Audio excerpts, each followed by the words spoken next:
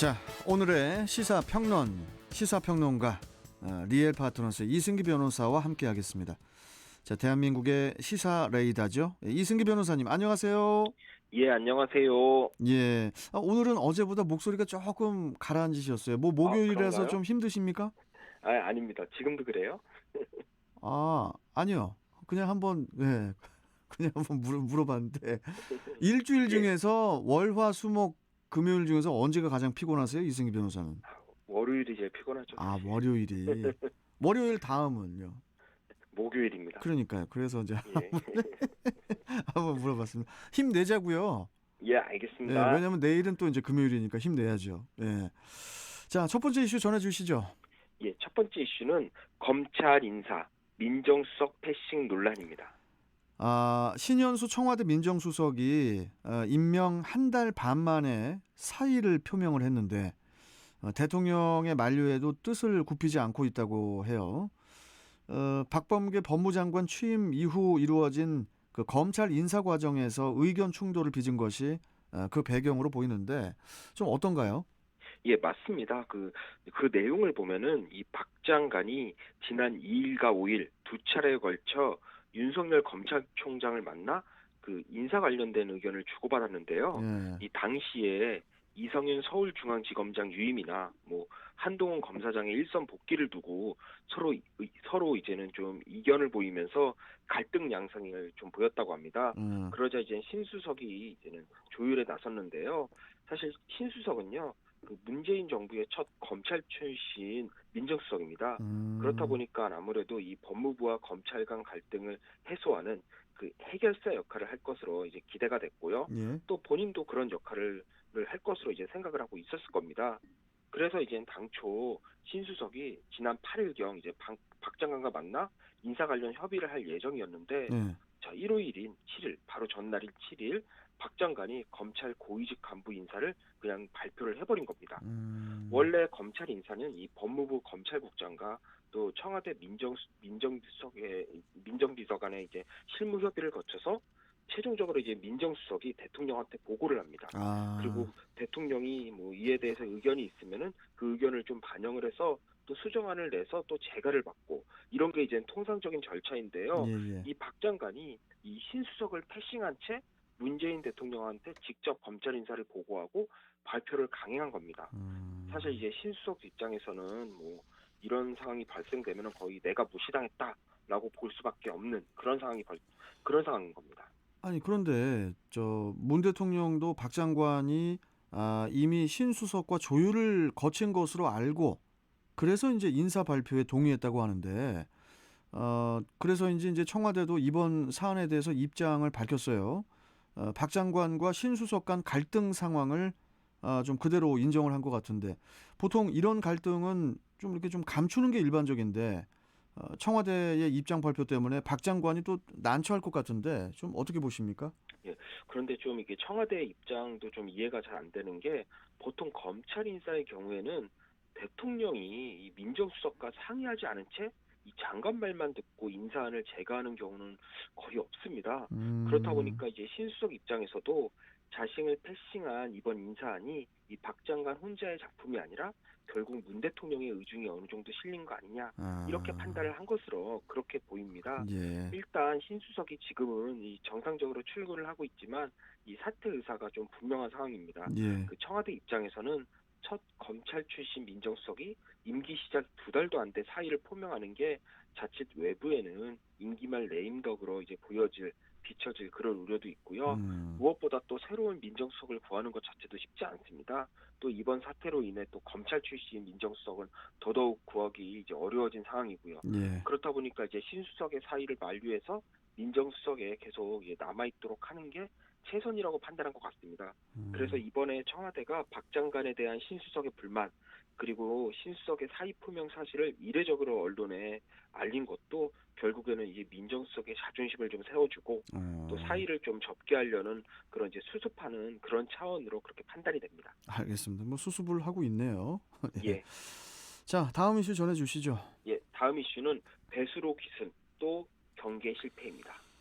지난 16일 강원도 동해 민통선 부근에서 붙잡힌 북한 남성의 귀순 경로가 확인이 되면서 우리 군의 부실 대응이 또 도마에 오르고 있는데 이게 지금 어떤 내용인가요? 이게 특히 저 군 감시 장비에 네 차례나 포착이 됐는데도 군이 제대로 대응하지 못했다고 하던데요. 예, 일단 그 합동참모본부가 밝힌 내용에 따르면요, 이 남성이 이제 기순한 경로가요, 뭐 대단한 방법이 아닙니다.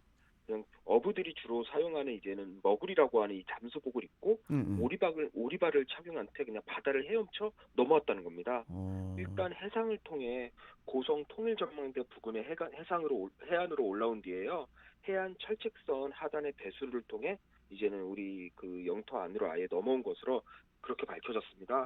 이 어, 남성이 이제는 처음 포착됐다고 알려진 곳이 이 통일전망대에서 약 수십 킬로 더 남쪽에 있는 이 민통선 검문소였는데요. 예, 예. 이때 시간이 새벽 4시 20분이었답니다. 어. 그런데 이후 3시간 만인 2시 20분쯤 이 남성이 검문소 부근에서 이제 신병이 이제 이게 붙잡혔는데요. 오전 결국 7시 예, 20분쯤에. 오전 예, 7시 예, 예. 20분이죠. 그러니까 결국 바다를 헤엄쳐 넘어오고 고성 통일 전망대에서 민통선 검문소인 제진 검문소 부근까지 도로를 따라 걸어 내려오는 동안 아무런 제지를 받지 않았다는 겁니다. 어허. 참고로 이 도로는 또 민간인의 도보 이동이 또 이제 금지된 곳인데도요. 그래요. 예, 특히 이 남성이 해안을 올라온 이후에 우리 군 감시 장비에 그 네 차례 포착이 됐는데 적절한 대응조차 이루어지지 않은 겁니다.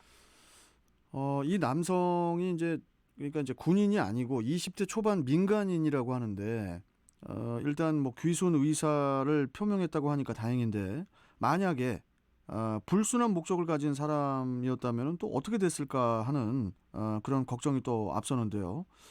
그래서 어제 국회에서도 이 부분을 두고 질타가 있었죠. 예, 일단 서욱 국방부 장관이 공개적으로 사과는 했습니다. 네. 하지만 여당, 야당 할 거 없이 만약 북한군 병사가 다른 목적으로 내려왔으면 어쩔 뻔했냐? 라면서 이번 군의 안일한 대응 그리고 경계 실패에 대해서 이제는 뭐 강력하게 질타를 했는데요. 예. 사실 근데 이게 처음이 아닌 게 쉽게 이번에는 또 배수로 그 철책선 밑에 배수를 통해 넘어왔는데 이게 처음이 아닙니다. 지난해 어, 7월에도 이 탈북민인 김모 씨가 강화도 월미고 부근의 배수로를 통과해서 그러니까 월북을 한 그런 사건이 있었습니다. 응, 응. 당시 군이 이제 적경 지역의 배수로 현황을 파악하고 점검하겠다라고 입장을 밝혔는데요. 그런데 이번에도 또 배수로가 뚫린 겁니다. 군이 과연 제대로 후속 조치를 하고 있는지에 대해서도 이제는 좀 의문이 남는 겁니다. 그런데 이 지역이 지난달 2012년 소위 노크 귀순이 발생한 지역이라고 하는데요. 뭐 계속 같은 일이 반복되고 있는 것 같아요. 예, 예, 이번 사건이 발생한 부대가 지난 2012년 10월경에 이 북한군 병사 한 명이 GOP 부대 생활관 문을 두들겨서 나 기순하겠다라고 해서 기순 의사를 밝힌 그 부대입니다. 예, 당시 북한군이 최전방 경계선을 그대로 뚫고 온 게 확인이 돼서 책임자 14명이 문책당한 예, 사건인데요. 예. 그리고 이뿐만이 아닙니다. 지난해 11월에는 북한 민간인이 GOP 인근 철책을 뛰어넘어 들어왔는데 이때도 최첨단 감시 센서가 울리지 않아 논란을 빚었습니다. 사실 같은 부대의 경계방이 처음에는 군인, 이후에는 민간인들에게 연속적으로 잇따라 뚫린 건데요. 그렇네요. 이번 군 경계 실패, 국민의 안전과 직결된 점에서 대단히 좀 걱정스러운 그런 사건입니다. 이게 좀 정신을 좀 바짝 차려야 될 것 같아요, 우리 군이. 예, 예, 뭐 이런 얘기가 자꾸 나오면은 불안하잖아요. 예. 그렇죠. 자, 마지막 이슈 전해주시죠. 예, 마지막 이슈는 이재용 취업 제한 통보입니다. 법무부가 이른바 국정농단 사건으로 징역 2년 6개월의 실형을 선고받은 이재용 삼성전자 부회장에게 향후 5년간 취업 제한을 통보했다고 하는데, 자, 어떤 내용입니까? 예, 이재용 부회장이 박근혜 전 대통령과 비선실세 최서원 씨에게 86억 원의 뇌물을 주고 또 회사 돈을 횡령한 혐의로 지난달 이제 파기환송심에서 징역 2년 6개월의 실형을 선고받았습니다. 예. 그런데 우리나라 이제 특정경제가중처벌법에서는 5억 원 이상 횡령으로 유죄 판결을 받은 사람은 징역형 집행이 종료된 날부터 5년 동안 이 범죄 행위와 밀접한 관련이 있는 기업체에 취업을 할 수 없도록 규정을 하고 있습니다. 이 음, 규정의 취지는 회사에 피해를 끼친 만큼 그러한 경영 활동에 제한을 가하겠다 그런 의도인데요. 따라서 법무부도 뭐 특별한 의도가 있다라기보다는 법에 정해진 절차에 따라 그냥 기계적으로 취업 제한을 통보한 것으로 그렇게 보면 됩니다. 근데 이제 일각에서는 이재용 부회장이 삼성전자 등기 이사도 아니고 무보수로 근무를 하고 있어서 그 취업 제한 규정에 해당되지 않는다. 이런 그 반론도 나오는데 좀 어떤가요? 사실 그렇게 해도 이거는 취업한 걸로 봐야 됩니다. 결국 음, 취업 제한에 따라 이 부회장이 부회장 직함도 떼고 또 경영활동에도 이제 참여를 할 수 없는 건데요. 다만 이 징역형 집행이 종료된 날부터 취업 제한이 되는 거니까 지금 좀 논란을 빚고 있는 이 옥중 경영 자체는 가능한 겁니다. 그래도 이번 그 취업 제한 통보로 그 삼성그룹 경영 전반에 차질이 생기지 않을까 하는 그런 우려도 나오는데 이승기 변호사께서는 어떻게 보십니까? 예, 그 특정경제 가중처벌법을 보면은 이 취업 제한 통보를 받더라도 법무부에 취업 승인 신청을 해서 심의를 통과하면 이 취업 제한이 또 풀릴 수도 있습니다.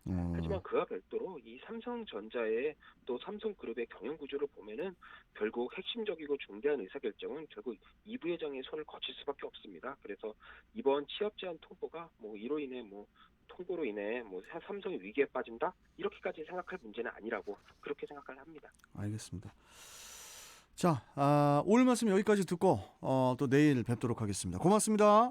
예, 감사합니다. 예, 자 리엘 파트너스 이승기 변호사와 함께 했습니다.